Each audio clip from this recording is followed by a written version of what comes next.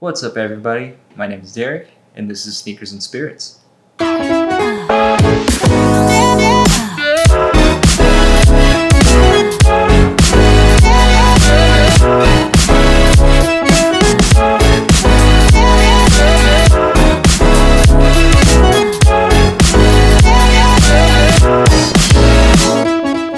Welcome back to Sneakers and Spirits, the YouTube show where we talk kicks and whiskey. I'm really excited for this one because for this episode, a good friend of mine lent me a bottle of Redbreast 21 to taste. Now, I admittedly have very little personal experience with Irish whiskey, and truth be told, I remember I should have tasted Jameson at some point in the past, but I do not remember when, and I have no idea what the experience was like. So I'm looking forward to reconnecting with Irish whiskey today with a bottle that's supposed to be really good, and it's going to be extra special because I get to share that experience with all of you.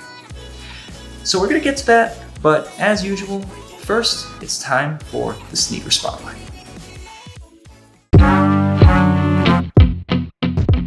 In a Nike catalog full of sequels, 3s, 90s, 270s, the most legendary, undeniably, are the ones. We tend to forget, air was not always visible. That happened in 1987 when Tinker Hatfield, inspired by the Pompidou Center in France, gave runners a glimpse of the magic that propels them forward. Freed from its rubbery prison, Air was now able to do more than it had ever done for Nike's increasingly performant running shoes. Expanding and contracting with the athlete's every step, the Air and Air Max proved its worth on the track and in the influence Nike would have on the industry from then forward. Initially arriving to less than positive feedback, the Air Max 1 and Tinker Hatfield did away with doubts, establishing the legend of Visible Air and of the man behind it all. Today, over 30 years later, the Air Max 1 and its creator are more than treasured icons of the sneaker industry's past. They are active participants in its present and perpetual protectors of its future. All right, now let's get to this tasting. Now, you're gonna have to pardon my camera angles. I'm still working on this whole setup where you can see me as well as the whole bottle of whiskey, but this seems to work for now, so we'll go with it. All right, Redbreast, single pot still Irish whiskey, aged 21 years, considered the definitive expression of single pot still Irish whiskey. Redbreast 21 is complex, balanced, and full-bodied. Somehow the presentation makes me trust that immediately. You've got the Redbreast bird on the side of the box there, more branding, more information on the expression. Little warning that says to taste responsibly. And this nice little touch that tells you the age and also allows you to open it up really, really easily. Let's take a look. And there you go. Redbreast 21, safe and sound inside the box. Now let's take a sip.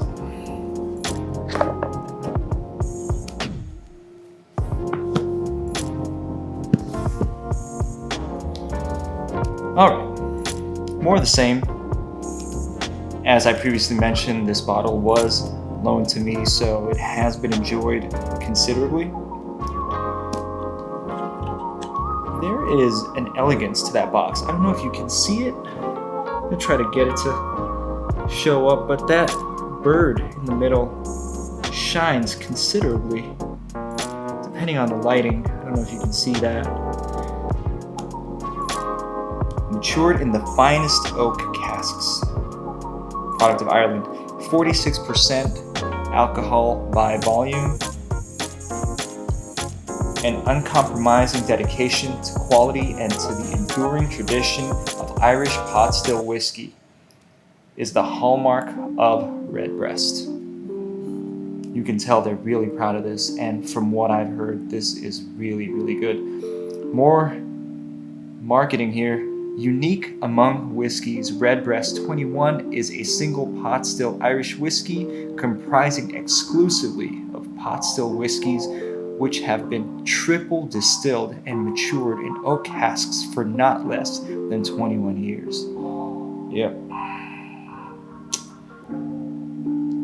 This mark certifies this whiskey as a single pot still whiskey from the renowned Middleton Distillery, County Cork, Ireland. Let me see if I can get you a shot of that.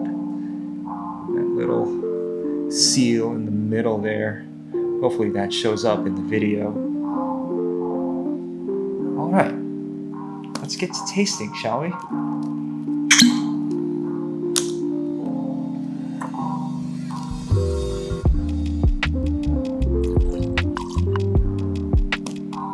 There you are. That is nice. You can tell. I've heard this is aged in first fill bourbon casks and sherry casks. So given that, the color is slightly darker than the normal whiskey, which I'm sure then yields an interesting taste to this. So as we did for episode 2, we're gonna let this sit a little bit and open up. And in the meantime, let's learn a little bit more about this whiskey.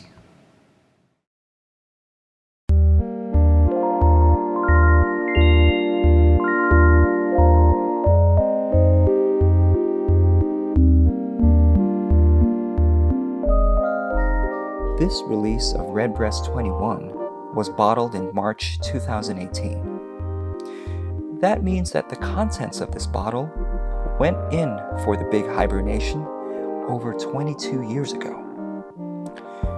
22 years ago, I was begging for rides to my friend's place so I could go on the internet. 22 years ago, a rotary telephone was lying in my parents' bedroom, hanging on to dear life for a few more moments of usefulness.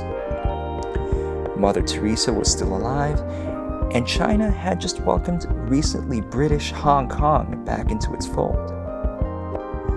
The world was different, much smaller, and also much simpler, providing an appropriate counterpoint to the complexity that was about to develop in a small town in Ireland. Redbreast 21 is not the best whiskey, but word is, it has come close. And at the very top, who's to say any of those conversations are objective? The value to be drawn from them is that after 2 decades, a bearer of sublime whiskey characteristics has now awoken. Redbreast is the old guard, the proud protector of the ancient ways. Stubbornly sticking to its single pot still origins while most of the whiskey world has moved on, the brand, in that respect, is part of a dying breed. This stalwart champion of its tradition, however, is resilient and continues to produce its product year after year after year.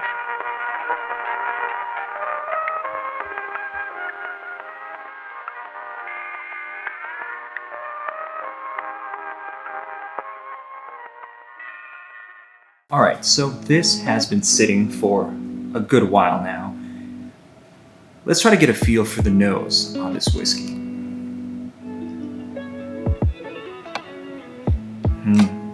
Okay. There's definitely spice.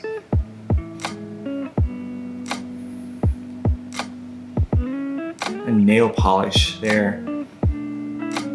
It's strange. For a whiskey that is only 46% alcohol, the smell is indicative of a higher alcohol content, in my opinion.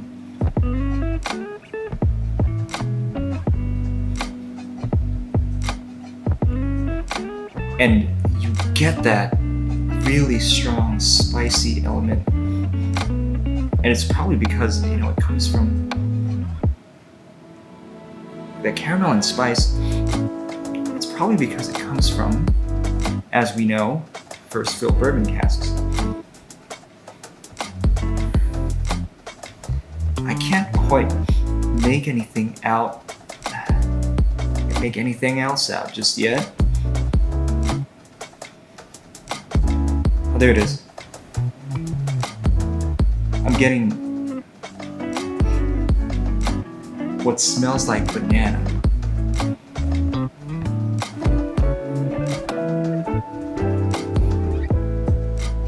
There is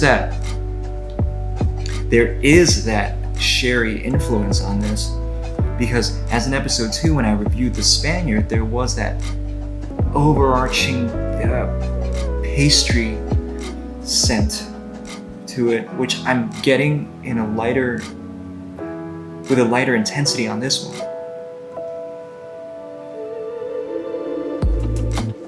Now I'm getting a sort of a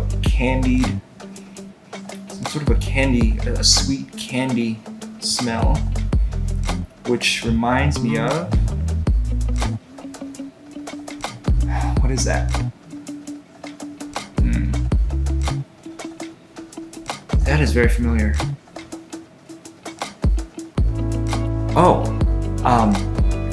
When I was a kid, I used to love these honey lemon cough drops. And it almost reminds me of that because the cough drop element to those candies kind of parallels the alcohol smell. And then you get that honey and lemon on top. There's a honey lemon smell to it. That's interesting. That smells good. Wow. Ooh. Okay. All right. I think we've smelled this enough. We could go on and on. I feel like if I added a little bit of water to this, if I let it sit out for even longer than we have time for in this episode, I'd probably be able to pick up on more. But for now, let's taste.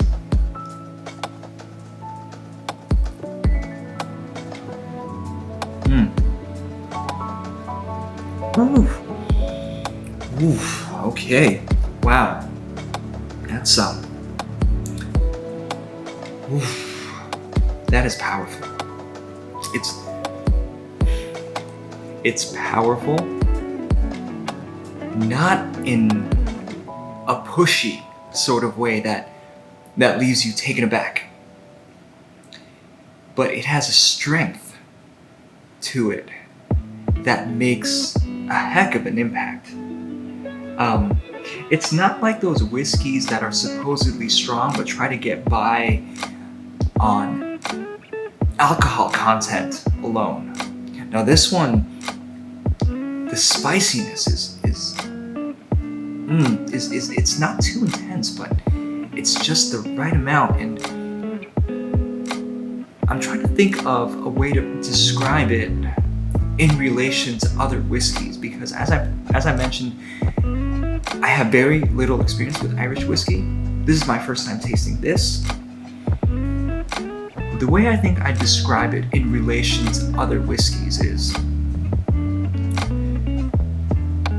if the lasting impression that Johnny Walker Blue is based in its incredible smoothness and its almost fleeting experience where you taste it, enjoy it immensely, and then it's gone because it's so smooth. It lasts a very, very short time. This is sort of on the opposite of the spectrum, where it hits you.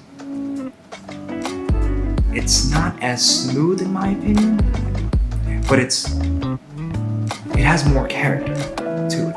And we'll go into the taste, the features of that character in a little bit, but it sticks with you. It's still there actually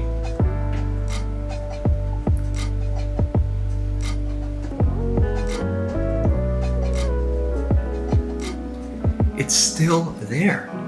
It's like when you put popcorn in a microwave and initially it pops, all of it pops all together, and then it gets slower and slower, but for a while it's still there. A few kernels still pop continuously, a few minutes after you start, and it lingers. And it's sort of like that with this, where you get that powerful punch in the beginning, and then towards the end it kind of dies down a little bit, but then you get hits of it even towards the end, and it lasts. And I'd say if you paid a lot for a bottle, you kind of want that, and you enjoy the whiskey, you want that experience to last. That's one of the things one of the negative aspects of Johnnie Walker Blue, in my opinion, is that it's great, it's smooth. Even if you don't like scotch, you don't like whiskey, you'll probably like it just because it just goes with you. It lets you lean into it. It's very soft, but it's gone like that. Now, let's taste it more in depth.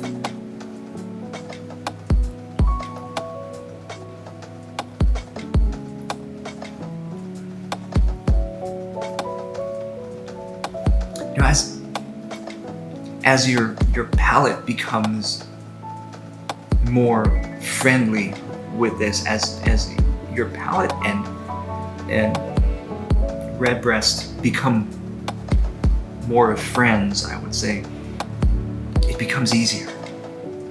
The impact isn't as strong, and you're left with the ability to really appreciate the other flavors. I'm getting that honey that I was talking about.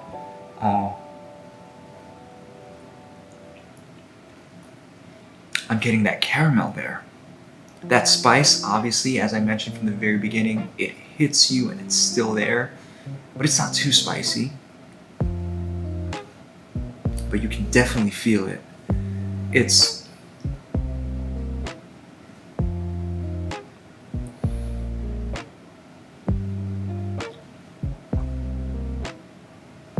There's that sherry influence.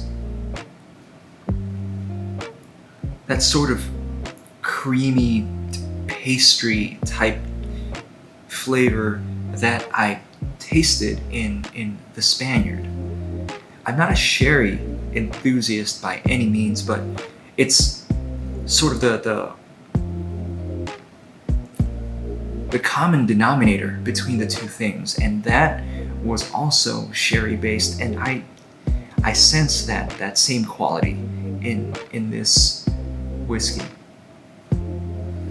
Yeah, there's that sort of banana lemon characteristic to it that I've actually tasted in other bourbons as well, which kind of speaks again to the bourbon influence on this whiskey. But I've never had a bourbon, obviously, that has this complexity to it. This is amazing. This has probably ruined other Irish whiskeys for me if I started reconnecting with Irish whiskeys with this. That's excellent. Now, I personally did not research how much this bottle costs before recording this episode. And again, this was loaned to me, so it's essentially free. So I can't really judge how much it's worth. But I'll say this. If I'm willing to pay close to $200, about maybe $150 to $200 here, our local Total Wine Bevmo, for a bottle of Johnnie Walker Blue, fleeting experience that it provides and all, I would be willing to pay the same price or slightly higher for this. It's not as smooth. I would say that you would have had to have some experience drinking whiskey in order to enjoy this off the bat. But it makes up for that in the nuanced character it provides, and the complexities that it gives you that Johnnie Walker or other higher priced whiskeys do not provide. And I only estimate that price for this whiskey because of its age statement. I'm not sure if it is in that price range. I only compare it to Johnnie Walker Blue because, the age statement on this would indicate that it's as premium, but I'm not sure. But that's what I'd be willing to pay for something as great as this whiskey. And that is a wrap on another episode of Sneakers and Spirits. Hope you had a great time. Till next episode, keep sipping and keep stepping. See you again soon.